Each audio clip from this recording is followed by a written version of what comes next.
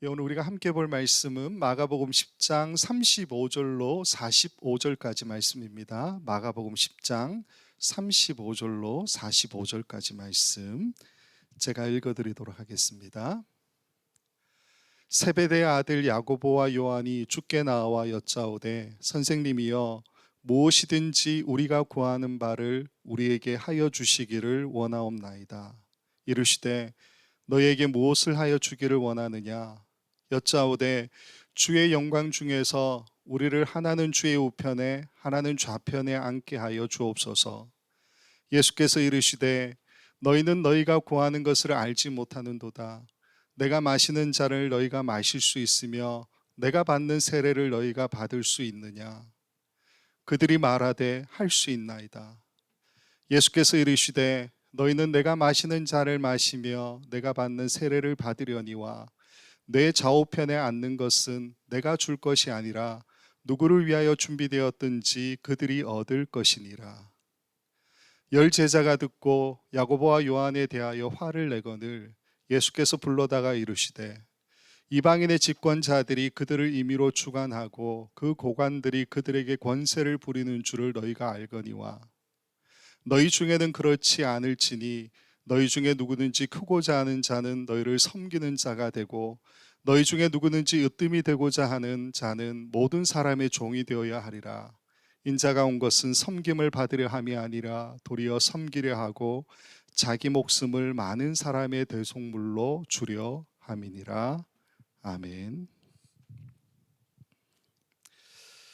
지난 시간에 봤던 말씀을 잠깐 보면요. 지난 시간에는 우리가 예수님의 마지막 세 번째 순환 예고에 대한 말씀을 살펴봤었죠. 앞부분에 보면 예수님께서 예루살렘으로 올라가시는 길에 그들 앞에 서서 가셨다 이런 내용이 나오고 있지 않습니까? 즉 예수님께서 예루살렘으로 올라간다는 것 자체가 고통과 고난과 죽음이 기다리는 길이다라는 것을 알고 계시면서도 예루살렘을 향해 제자들보다 앞서 걸어가시는 그 모습을 보여주고 계셨다라는 거죠. 자기의 사명이 그것이다라는 것을 알고 계셨기 때문에 한치의 주저함도 없이 예루살렘을 향해 가시는 예수님의 그 모습, 그게 맨 앞에 나왔던 이야기고요. 그리고 이 순환 예고라는 그 내용 자체가 고통과 고난과 죽음에 대한 예고 아니겠습니까? 그 사실을 알고 계시면서도 주저함 없이 예수님은 어떤 이야기 하시느냐? 반드시 이 일이 일어날 거야. 그렇게 말씀하고 계시다라는 거죠. 그 순환 예고를 우리가 보게 되면요. 모두 7개의 동사가 나온다라고 말씀을 드렸었습니다. 즉 대제사장들과 서기관들과 이방인들이 예수님에 대해서 결의하고 넘겨주고 능욕하고 침뱉으며 채찍질하고 결국에는 죽일 것이다 그렇게 이야기하죠. 그러나 마지막 7번째 동사가 뭡니까? 살아나리라. 예수님 다시 부활하실 것이다 라는 약속을 해주는 이야기로 순환 예고가 끝이 난다라는 겁니다. 결국 이 이야기가 우리에게 무엇을 말하고 있습니까? 우리 모두가 가는 길 역시 쉽지 않죠. 고통과 고난과 죽음의 길이라는 것을 말씀해 주시면서도 그러나 반드시 있게 될 이 일의 끝에는 뭐가 있다고요? 부활이 있다고요. 그 부활을 확신하면서 소망하면서 이겨내라고 끝까지 가라고 말씀해 주시는 것이 바로 마지막 세 번째 순환 예고의 이야기가 아니냐라는 것입니다. 자, 그리고 이제 오늘 말씀으로 좀 넘어오면요. 예수님께서 이렇게 마지막 세 번째 순환 예고의 말씀을 하심에도 불구하고 본문이 어떤 이야기입니까? 세베대의 두 아들인 야고보와 요한이 예수님께 어떤 요청을 하는 이야기가 나오죠. 근데 그 요청이 결코 우리가 보기에 좋은 그런 모습은 아니죠. 그래서 나중에 말씀을 보게 되면 어떻게 됩니까? 나머지 제자들이 이 이야기를 듣고서 엄청나게 화를 냈다라는 이야기가 나오고 있지 않습니까? 자, 우리가 본문으로 들어가기 전에 한 가지 질문을 좀 던져볼 필요가 있습니다. 어떤 질문이냐면요. 왜 초대교회가 예수님의 최측근이라고 이야기할 수 있는 이 제자들의 평판을 떨어뜨릴 수 있는, 즉 제자들의 치부를 드러내는 이 이야기를 전승을 의도적으로 찾아서 굳이 마가복음에 기록하고 있느냐라는 거예요. 안 넣어도 되잖아요. 굳이. 그럼에도 불구하고 제자들이 나중에는 어떤 사람들입니까? 예수님의 사역을 대신하는 사람들이잖아요. 근데 그 제자들이 자신들의 치부가 드러날 만한 이야기를 마가복음에 그대로 두었다라는 거예요. 그 이유가 뭔가? 간단한 이유 하나만 보면요. 마가가 이 이야기를 기록하고 있다라는 것 자체는 그만큼 이 사건 자체가 진정성이 있는, 즉 신뢰할 만한 사건으로 실제적으로 일어난 일이다라는 것을 우리에게 이야기해 주고 있다는 거예요. 무슨 말이냐면요, 자신들의 치부를 드러내는 기록을 지금 마가가 옮겨다가 기록한 거잖아요.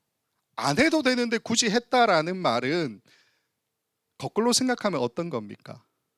그만큼 거짓이 아니다라는 것을 반증하고 있는 이야기라는 거죠.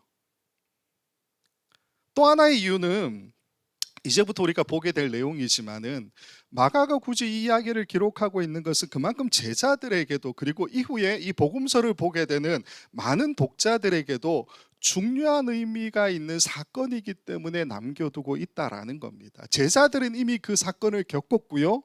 제자들이 이제 다른 사람에게 그 사건을 전달해야 될 의무가 있기 때문에 베드로가 마가에게 이 이야기를 들려줬고, 마가는 이 이야기를 자신의 복음서에 남겨두었다라는 거예요. 그러니까 오늘은 그 이야기를 같이 찾아가 보자라는 겁니다. 자, 일단 오늘 본문 바로 앞에 예수님의 마지막 세 번째 순환 예고의 내용이 이렇게 나오죠. 마가복음 10장 33절 34절입니다. 보라, 우리가 예루살렘에 올라가노니 인자가 대제사장들과 서기관들에게 넘겨짐에 그들이 죽이기로 결의하고 이방인들에게 넘겨주겠고, 그들은 능욕하며 침뱉으며 채찍질하고 죽일 것이나 그는 3일 만에 살아나리라 하시니라. 자, 예수님께서 참 무섭고도 무거운 말씀을 해주고 계시는 내용 아닙니까? 이 순환에 대한 예고를 말씀하셨는데 곧 이어나오는 이야기가 뭐냐? 세베대의 두 아들이 어처구니 없는 요청을 예수님께 하는 장면이죠. 마가복음 10장 35절입니다. 세베대의 아들 야고보와 요한이 주께 나와 여짜오되, 선생님이여, 무엇이든지 우리가 구하는 바를 우리에게 하여 주시기를 원하옵나이다. 정상적인 사람이라면 분위기라는 게 있지 않습니까? 눈치라는 것도 좀 생각해야 되잖아요. 근데 갑자기 이야기가 이렇게 전개가 돼요. 근데 예수님께서 이들의 요청에 대해서 그럼 내가 뭘 해줄까라고 말씀하시고, 그래서 그들이 구체적으로 이런 이야기를 합니다. 마가복음 10장 37절입니다. 여짜오되, 주의 영광 중에서 우리를 하나는 주의 우편에 하나는 좌편에 앉게 하여 주옵소서. 자, 요 장면과 같은 평행 본문인 마태복음을 살펴보면요, 마태복음 20장에는 세베대의 두 아들이 이 요청을 하는 것이 아니라 세베대의 두 아들의 어머니가 요청하는 걸로 되어 있습니다. 마태복음 20장 20절 21절에 보면 이렇게 되어 있어요. 그때 세베대의 아들의 어머니가 그 아들들을 데리고 예수께 와서 절하며 무엇을 구하니, 예수께서 이르시되 무엇을 원하느냐 이르되, 나의 이 두 아들을 주의 나라에서 하나는 주의 우편에 하나는 주의 좌편에 앉게 명하소서. 예전에 목사님들이 이 본문 가지고 영의정이 누구고 좌의정이 누구냐 그 얘기, 우의정 좌의정이죠. 예, 그 얘기를 하셨는데 우리의 사고로 그렇게 생각하시면 안 됩니다. 예, 그건 아니고요. 어쨌건 요청한 사람은 다르죠. 마태복음과 마가복음이. 그러나 요청한 내용은 같다라고 볼 수가 있지 않습니까? 그러니까 다른 점을 우리가 굳이 찾자라고 이야기하면은, 마태복음은 주의 나라에서 하나는 주의 우편에 하나는 주의 좌편에 앉게 명해달라 그렇게 이야기하죠. 근데 마가복음은 어떻게 이야기합니까? 주의 영광 중에 이렇게 이야기하죠. 주의 영광 중에 한 사람은 좌편에 한 사람은 우편에. 마태복음이 주의 나라에서라고 표현하고 있는 것은 우리가 의심할 여지 없이 예수님 때문에 새롭게 세워질 어떤 나라에 대한 기대를 이야기하고 있죠. 당시 모든 제자들과, 그렇잖아요, 나라가 망했잖아요. 400년이 넘는 시간이 지나고 그들이 메시아를 기다리고 있지 않습니까? 근데 그들이 기다리는 메시아는 어떤 메시아입니까? 다윗의 왕국을 재현하는 메시아 아닙니까? 예수님이 새롭게 나라를 건설하기를 기대하고 있었다라는 거잖아요. 거기에 좌측에 우측에 야고보와 요한을 앉혀달라. 이사야 56장 7절 말씀을 보면 예수님에게 대해서 기대했던 그 나라에 대한 힌트가 나오는 말씀이 있습니다. 이사야 56장 7절에 이렇게 되어 있습니다. 내가 곧 그들을 나의 성산으로 인도하여 기도하는 내 집에서 그들을 기쁘게 할 것이며 그들의 번제와 희생을 나의 제단에서 기꺼이 받게 되리니 이는 내 집은 만민이 기도하는 집이라 일컬음이 될 것임이라. 무슨 말이냐면요, 예수님을 통해서 회복될 그 나라, 그러니까 마태복음으로 이야기하면 주의 나라에서 이렇게 이야기하잖아요. 그 주의 나라라고 하는 것이 뭐냐? 열국이 여호와를 예배하러 예루살렘으로 다시 돌아오게 되는 그 나라, 그때에 세워질 회복될 나라, 그걸 마태복음에서 주의 나라라고 이야기하고 있다라는 겁니다. 반면에 마가복음 뭐라고 이야기합니까? 주의 영광 중에서 이렇게 표현하고 있죠. 여기서 영광으로 번역된 단어가 흔히 영광으로 번역되는 그 독사라고 하는 단어예요. 근데 이 독사라고 하는 단어는 어떤 뜻이냐? 주로 어떤 존재에 대해서 평가하고 판단하고 견해와 품위에 대해서 이렇다라고 이야기하는 거예요. 그 이렇다가 뭐냐 하면 거룩, 존귀, 영광, 위엄, 탁월 이런 뜻이에요. 그러니까 평가해 본 것에 대한 결과물로서 거룩, 존귀, 영광, 탁월, 위엄 이렇게 표현한다라는 겁니다. 그러니까 쉽게 말씀을 드리면 지금 세베대의 두 아들들이 마가복음을 통해서 주장하는 건 뭡니까? 요구하고 있는 것은 뭡니까? 자신들의 어떤 평가나 판단에 비추어 볼 때에도 거룩하거나 존귀하거나 어떤 영광스러운 품위가 있거나 탁월한 상태에 놓이게 될 것을 염두하고서 주의 영광 중에 하나는 주의 좌편에 하나는 주의 우편에 앉게 해달라라고 요구하고 있는 내용이라는 겁니다. 쉽게 말씀을 드리면 마치 자신의 출세와 영달을 예수님께 요구하는 것처럼 그렇게 보이죠. 세속적인 어떤 요구 이렇게 정리할 수 있는 것 아니겠습니까? 근데 일부 주석서들을 좀 보게 되면요, 대부분은 그렇게 좀 해석하는 경향이 있지만 일부 주석서에는 이게 개인적인 어떤 영달이나 출세를 위한 청탁이라고 보지 않습니다. 그렇게 보는 것이 아니라 이사야 56장 7절이 이야기하고 있는 것처럼 열국이 여호와를 예배하러 예루살렘으로 오게 될 그때에 자기들도 주의 영광, 그게 뭡니까? 하나님의 그 나라에서 헌신하게 되는 그 영광에 참여하게 해달라라는 어떤 공적인 요구가 야고보와 요한을 통해서 예수님께 전달이 되고 있다라고 본다라는 거예요. 왜 이렇게 보느냐? 우리가 좀 잘 생각하셔야 되는데 지금 기록되고 있는 이 마가복음이 예수님과 함께 다니면서 바로 그 자리에서 기록하는 내용이 아니잖아요. 여기에서 영광이라고 쓰고 있는 이 독사라고 하는 이 단어가 지금 저자가 예수님과 함께 다니면서 예수님 입을 통해서 나왔던 그 이야기를 그대로 적은 게 아니잖아요. 마가복음이 기록된 게 AD 50년 중반 이후부터 약 70년 그 사이에 기록되었다 그렇게 보고 있기 때문에 예수님이 돌아가시고서도 약 20년에서 40년이 지난 시점이에요. 마가가 예수님의 직접적인 제자도 아니잖아요. 아까 말씀을 드렸던 것처럼 베드로가 전해준 그 이야기를 썼는 것이 바로 마가복음입니다. 그래서 이 영광이라는 단어가 실제로는 기록된 그 상태는 예수님이 돌아가신 이후에 기록되는 상태죠. 예수님 죽음 이후이기 때문에 이 독사라고 하는 이 단어를 쓸 때는 아마도 추정컨대 부활 사건 이후의 관점 속에서 예수님의 재림, 그걸 파루시아 이렇게 부르지 않습니까?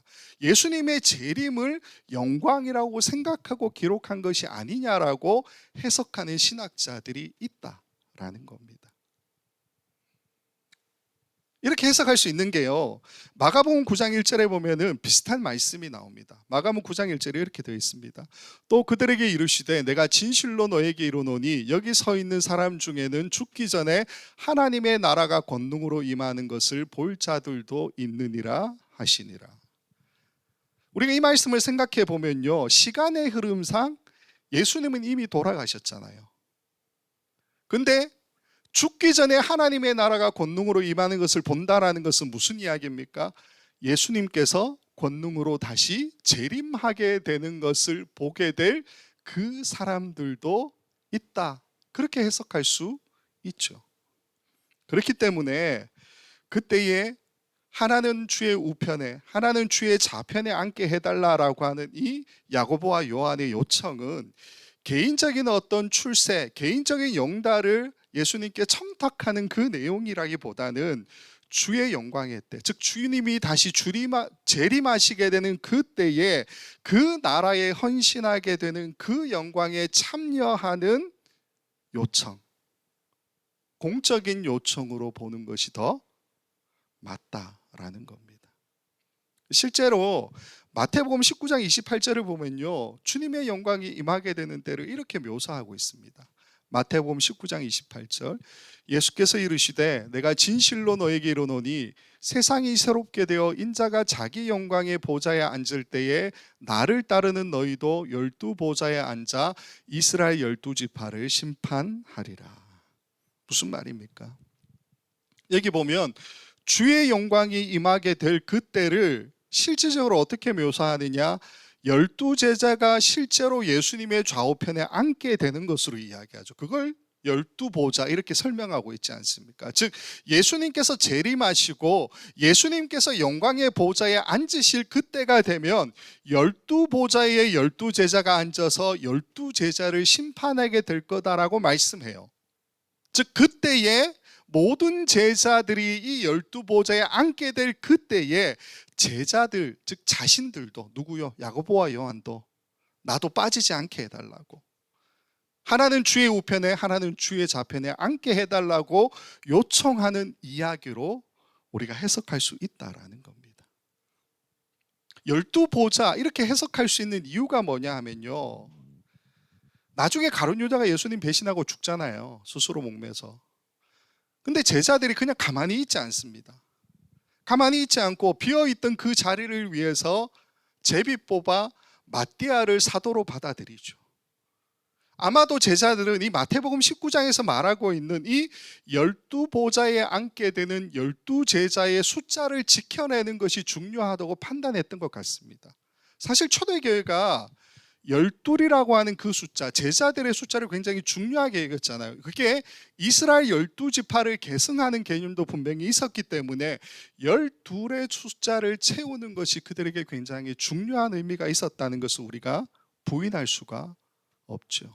그렇기 때문에 다시 말씀을 드리면요, 이 세베대의 두 아들이 지금 예수님께 주의 영광 중에서 하나는 주의 우편에 하나는 주의 좌편에 앉게 하소서라고 요청하는 것은 개인의 어떤 출세와 영달을 예수님께 요청했다라기보다는 주의 영광의 때가 뭡니까? 주님의 재림의 때, 그때에 그 나라에 헌신하게 되는 그 영광에 나도 우리도 참여하게 해달라라고 하는 요구로 보아야 한다라는 것입니다. 어쨌건 이렇게 해석한다 하더라도요, 마지막 순환 예고가 있고 난 다음에 세베대의 두 아들이 지금 이 요청을 하는 것 자체는 결코 좋게 볼 수 있는 상황은 아니죠. 나중에 보겠지만 나머지 10제자가 세베대 아들인 이 야고보와 요한이 예수님께 요청한 것 때문에 굉장히 화가 나 있는 모습을 보게 되지 않습니까? 근데 이게 우리에게 왜 주어져 있느냐, 이 이야기가 구절을 볼 필요가 있습니다. 어떤 구조냐 하면요, 이 순환 예고라고 하는 것을 우리가 보면 3번이 있지 않습니까? 그 3번의 순환 예고가 똑같은 구조로 가요. 무슨 말이냐 하면요, 순환 예고를 예수님께서 하시면 제자들이 그 분위기를 파악하지 못하고 엉뚱한 행동이나 말을 하는 장면이 나옵니다. 첫 번째 순환 예고가 8장에 나오는데, 마가복음 8장 31절인데 32절을 보면 제자들이 이렇게 행동해요. 마가복음 8장 32절, 드러내놓고 이 말씀을 하시니 베드로가 예수를 붙들고 항변하매. 두 번째 순환 예고를 봐도 똑같습니다. 9장 21절인데 그 다음 말씀을 보면 이렇게 되어 있습니다. 마가복음 9장 32절에서 34절, 그러나 제자들은 이 말씀을 깨닫지 못하고 묻기도 두려워하더라. 가버나움에 이르러 집에 계실새 제자들에게 물으시되 너희가 길에서 서로 토론한 것이 무엇이냐 하시되 그들이 잠잠하니 이는 길에서 서로 누가 크냐 하고 쟁론하였습니다. 두 가지 모습이 보이죠. 하나는 순한 예고에 대해서 깨닫지도 못했는데 다시 묻기도 두려워했다, 그렇게 나오고요. 또 하나는 길 가다가 자기들끼리 서로 누가 크냐라고 쟁론했다 잖아요. 이 쟁론이라는 단어가 서로 싸운 거, 강론이라는 표현하고 똑같다고 말씀을 드렸죠. 그러니까 서로 싸웠다라는 이야기입니다. 자, 그런데 순한 예고가 있고 그 다음에 제자들의 엉뚱한 행동이나 말이 나오는데 그 다음에 이어지는 예수님의 말씀이 또 나오거든요. 근데 둘 다 동일하게 같은 이야기를 예수님께서 하시는 장면을 보게 됩니다. 첫 번째 순한 예고 다음에 베드로가 항변하죠. 그 다음에 예수님이 하신 말씀이 마가복음 8장 34절 35절입니다. 무리와 제자들을 불러 이르시되 누구든지 나를 따라오려거든 자기를 부인하고 자기 십자가를 지고 나를 따를 것이니라. 누구든지 자기 목숨을 구원하고자 하면 잃을 것이요 누구든지 나와 복음을 위하여 자기 목숨을 잃으면 구원하리라. 두 번째 순한 예고 다음에도 서로 제자들이 누가 크냐 다퉜잖아요. 그 다음에 예수님이 이 말씀을 하십니다. 마가복음 9장 35절 37절. 예수께서 앉으사 12제자를 불러 이르시되 누구든지 첫째가 되고자 하면 무사람의 끝이 되며 무사람을 섬기는 자가 되어야 하리라 하시고 누구든지 내 이름으로 이런 어린아이 하나를 영접하면 곧 나를 영접하며 누구든지 나를 영접하면 나를 영접함이 아니요 나를 보내신 이를 영접함이니라. 자, 예수님께서 엉뚱한 제자들의 행동과 말 다음에 어떤 이야기를 하셨다는 겁니까? 자기 부인, 고난받는 거, 섬기는 거, 낮아지는 거, 순교하는 거, 거기에 해당되는 말씀을 해주시죠. 정리하면 이렇게 됩니다. 예수님이 순한 예고를 하시면요 반드시 그 다음에는 제자들이 엉뚱한 행동이나 말을 하고요 거기에 더 예수님께서 어떤 이야기를 해주십니까? 자기 부인, 고난, 섬김, 낮아짐, 순교에 대한 이야기를 해주셨다라는 거예요. 오늘 우리가 함께 보고 있는 이 세 번째 순한 예고도 똑같은 구조가 보입니다. 근데 앞선 두 번의 순한 예고가 제자들의 엉뚱한 행동이나 말 다음에 예수님이 같은 이야기, 즉 자기 부인과 고난과 순교 이런 이야기를 하셨잖아요. 근데 그 전에 한 단계를 먼저 거치고 난 다음에 그 이야기를 하는 것을 보게 됩니다. 중간에 어떤 말씀이 나오느냐, 마가복음 10장 38절에 이렇게 이야기하죠. 예수께서 이르시되 너희는 너희가 구하는 것을 알지 못하는도다. 내가 마시는 잔을 너희가 마실 수 있으며 내가 받는 세례를 너희가 받을 수 있느냐. 그러자 곧바로 세베대의 두 아들이 이렇게 대답하죠. 39절 앞부분입니다. 그들이 말하되 할 수 있나이다. 세베대의 두 아들이 지금 대답한 것이 심사숙고한 대답이 아니라는 것을 우리는 알고 있습니다. 38절에 너희는 너희가 구하는 것을 알지 못하는도다라고 예수님 이미 말씀해 주셨지 않습니까? 그럼에도 할 수 있다라고 대답했어요. 예수님께서 그 다음에 이런 말씀을 하십니다. 39절 뒷부분부터 40절.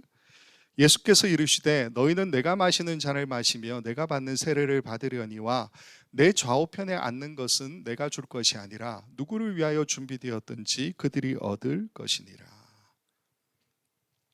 그리고 이어지는 이야기가 뭐냐면 나머지 열 제자들이 이제 부정한 청탁에 대해서 알게 돼서 화가 났어요. 그러자 예수님께서 그 제자들을 불러다가 말씀을 하시는데 그 내용이 바로 지금 우리가 살펴봤던 마지막 그 이야기, 자기 부인, 고난, 섬김, 낮아짐, 순교, 이 이야기예요.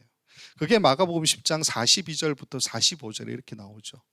예수께서 불러다가 이르시되 이방인의 집권자들이 그들을 임의로 주관하고 그 고관들이 그들에게 권세를 부리는 줄을 너희가 알거니와 너희 중에는 그렇지 않을지니 너희 중에 누구든지 크고자 하는 자는 너희를 섬기는 자가 되고 너희 중에 누구든지 으뜸이 되고자 하는 자는 모든 사람의 종이 되어야 하리라.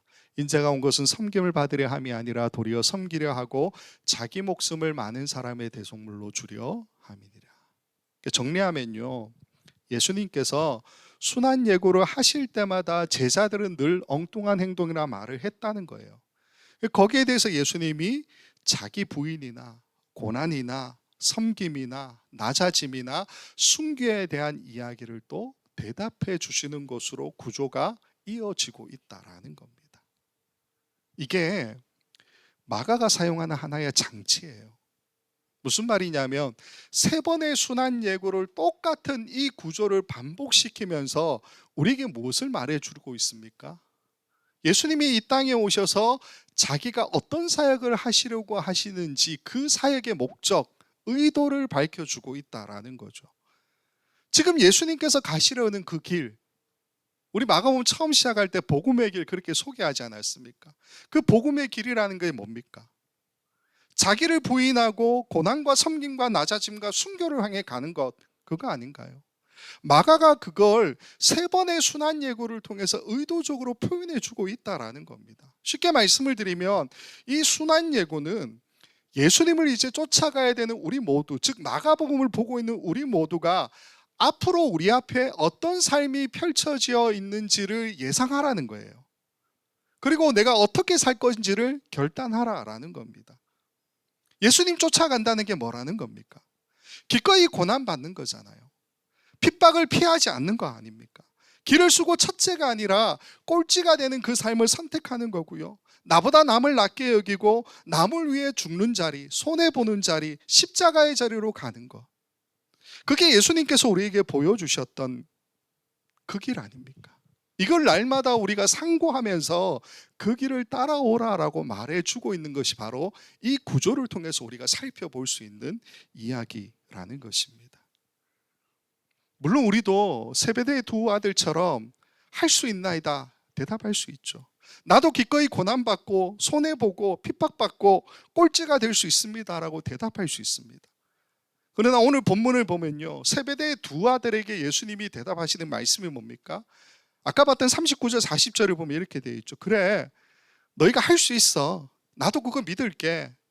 너희도 내가 마시는 잔을 마시고 내가 받는 세례를 받을 수 있을 거야. 그런데 내 좌우편에 앉게 되는 것이 누가 될 것인지는 내가 결정하는 게 아니라 정해 놓았던 그 사람에게 돌아갈 거야. 공동번역을 보면요, 하나님께서 미리 정해 놓으셨어, 그렇게 해석하고 있습니다. 이 전체적인 얘기가 결국 우리에게 무엇을 말하는 겁니까?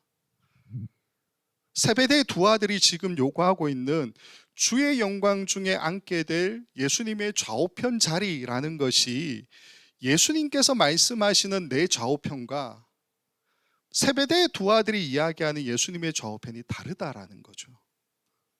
세베대의 두 아들은 어떤 이야기를 했습니까? 독사, 영광이라는 단어 이야기했잖아요. 자신들이 평가해 볼 때, 판단해 볼 때 거룩해지거나 존귀해지거나 영광스러운 어떤 품이나 어떤 탁월한 상태에 놓이게 되는 그 자리. 그래서 42절부터 45절까지 저희가 말씀을 봤잖아요. 42절 말씀을 보면 뭐라고 되어 있습니까? 이방인의 집권자들이 그들을 임의로 주관하고 그 고관들이 그들에게 권세를 부리는 줄 너희가 알고냐. 이게 제자들이 바랬던 그 예수님의 좌우편이죠. 그러나 예수님께서 말씀하시는 자신의 좌우편, 내 좌우편은 어떤 겁니까? 43절부터 45절까지 맨 뒤에만 보시면 뭐라고 되어 있어요? 너희를 섬기는 자가 되고, 44절에는요, 모든 사람의 종이 되어야 하리라. 45절에는 자기 목숨을 많은 사람의 대속물로 줘야 한다. 그렇게 이야기하고 계시죠. 이 43절에 섬기는 자로 번역된 단어가 디아코노스라는 단어입니다. 명령을 수행하는 사람, 그래서 대사 이런 뜻도 가지고 있지만은 시중 두는 사람, 종이라는 뜻도 가지고 있어요. 44절의 종은 우리가 잘 아는 둘로스 그 단어입니다. 종. 근데 이 단어는 프로토스라고 하는 그 단어의 반대죠. 예전에 설명을 드렸습니다. 프로토스가 어떤 겁니까? 첫째, 으뜸, 맨 앞, 그런 뜻이잖아요. 최고.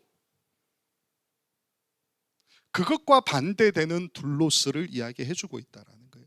45절에 자기 목숨을 많은 사람의 대속물로 내어준다 할 때 그 대속물이라고 하는 단어는 리트론이라는 단어를 사용합니다. 뜻을 풀으면 어떤 뜻이냐? 속전, 몸값, 풀어주는 조건으로 지불하는 대가, 그것을 의미하는 단어라는 겁니다. 즉 43절부터 45절에서 이야기하는 예수님의 그 좌우편이라고 하는 그 자리는 우리에게 어떤 자리입니까? 섬기는 자리. 모든 사람의 종이 되는 자리, 자기 목숨을 다른 사람들을 위해 대속물로 내어주는 자리, 그거죠. 한 단어로 요약하면 뭡니까? 십자가. 예수님이 대속의 제물로 십자가에 못 박혀 죽으셨던 그 자리, 그 자리의 좌우편을 말해주고 있다라는 겁니다.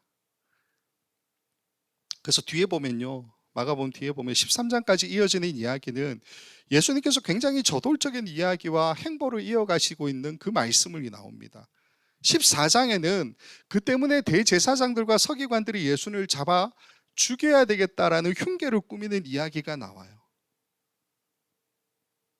근데 제자들은 이러한 상황 가운데서 잘 준비되었느냐? 아니요, 그렇지 않죠.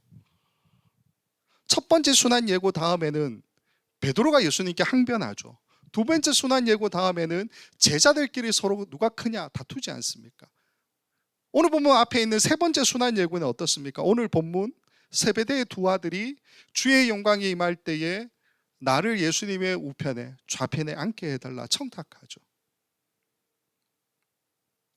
10장까지 왔는데요, 거의 끝났어요. 근데 제자들은 여전히 성장 없는, 심지어는 걱정될 만큼 어떤 허황된 정의감과 기대에 부풀어 있는 모습만 우리에게 보여주고 있죠. 그 14장에 보면 그 뒤에 어떤 이야기가 있느냐? 겟세마네에서 예수님께서 기도하실 때에 제자들은 3번이나 예수님 요청하셨는데도 깊은 잠에 빠져들어 있었죠. 대제사장들과 서기관들의 꼬드김에 가룟 유다가 넘어가지 않습니까? 그래서 은 30세겔에, 즉 노예 한 사람의 몸값에 예수님을 팔아넘긴 얘기가 나오죠. 겟세마네에서 기도하신 이후에 대제사장들과 바리새인들, 서기관들과 장로들에 의해서 파송된 그 종들이, 무리들이 예수님을 잡으러 오지 않습니까? 그때 제자들은 어떻게 했습니까? 다 예수님에게서 멀리 도망가지 않았습니까? 베드로는 공회에 끌려가서 신분 받는 예수님을 멀찍이서 바라보다가 대제사장의 여종이 너 예수하고 같이 있었던 사람 아니냐라고 이야기했을 때 어떻게 했어요? 3번이나 예수님을 모른다라고 부인했죠. 제자들의 모습을 보면요, 자기 부인, 고난, 섬김, 낮아짐, 순교 하나도 어울리지 않죠. 예수님 좌우편에 앉을 자격이 없다라고 볼 수밖에 없지 않습니까? 여러분 마가복음 끝까지 한번 보십시오. 나중에 보시면요, 제자들이 그 이후에 더 나아졌다든가 발전했다든가 믿음이 자라났다든가 자기 수련을 철저히 했다, 이런 이야기 전혀 안 나와요. 아까 14장 얘기 드렸잖아요. 16장에 가면은 제자들에 대한 언급이 하나도 안 나오다가 16장에 가면 예수님께서 이런 이야기를 하십니다. 마가복음 16장 15절부터 18절. 또 이르시되 너희는 온 천하에 다니며 만민에게 복음을 전파하라. 믿고 세례를 받는 사람은 구원을 얻을 것이요 믿지 않는 사람은 정죄를 받으리라. 믿는 자들에게는 이런 표적이 따르리니 곧 그들이 내 이름으로 귀신을 쫓아내며 새 방언을 말하며 뱀을 집어올리며 무슨 독을 마실지라도 해를 받지 아니하며 병든 사람에게 손을 얹은즉 나으리라 하시더라. 제자들에게 기대할 게 없어요. 그러나 예수님은 이 말씀을 보면 어떻게 하십니까? 그 제자들을 기대하시고 당신의 권위를 주시고요, 해야 될 일들을 맡겨주고 계시죠. 그 다음에 19절 말씀을 보면 예수님께서 하늘로 올려주셔서 하나님 우편에 앉으셨다 이렇게 이야기하고, 마지막 마가복음의 마지막 구절이 16장 20절입니다. 20절을 보면 이렇게 이야기해요. 제자들이 나가 두루 전파할세 주께서 함께 역사하사 그 따르는 표적으로 말씀을 확실히 증언하시니라. 이 20절에 와서야 비로소 제자들이 변화되었다라고 우리가 생각할 만한 이야기가 나와요. 근데 이게 마가복음 끝입니다. 우리가 다시 맨 처음 질문으로 돌아가 봅시다. 맨 처음 질문이 뭐였습니까? 순환예고 다음에는 항상 제자들의 엉뚱한 행동이나 말이 나오죠. 제자들 입장에서 볼 때는 이거는 자신들의 치부 아닙니까?